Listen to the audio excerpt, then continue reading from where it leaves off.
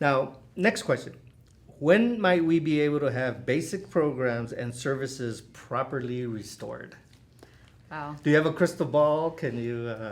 I mean, if I did, our community would probably be in a whole different. Right. I mean, none of us predicted the global pandemic. I mean, so Right. no. Like I said, our plan was 3 years. The council set 5-year priorities.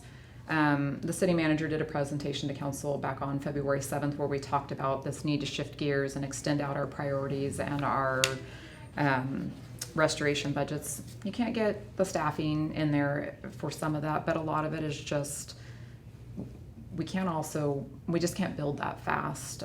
So I don't have a crystal ball. Really, really hard to predict. I can say the bond litigation slows a lot of it down.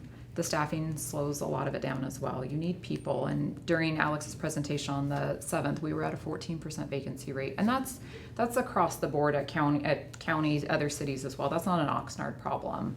But it's a problem everywhere, and it's going to make it hard. So my best guess, we really would like to do it within 5, but it's really hard to tell. I can just tell you that we're going to continue to make progress. We're going to continue to push for what our community needs and deserves. And if you watch that February 7th presentation, the city manager called that this year in Oxnard is the year of the tortoise. And you know who wins that race between the tortoise and the hare. So we're just going to keep on going, albeit slow, but we're going to go. We're going to keep pushing. So the sky isn't falling. We're going to be okay.